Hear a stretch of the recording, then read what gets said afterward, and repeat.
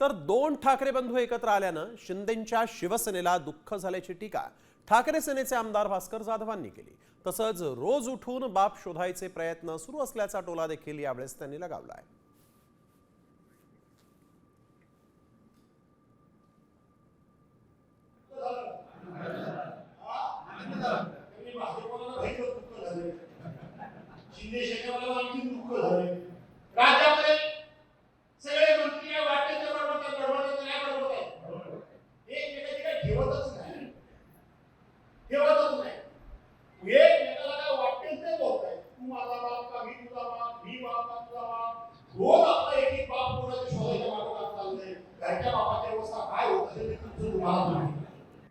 आता isakal.com आहे देशातील नंबर 1 ची मराठी न्यूज वेबसाईट।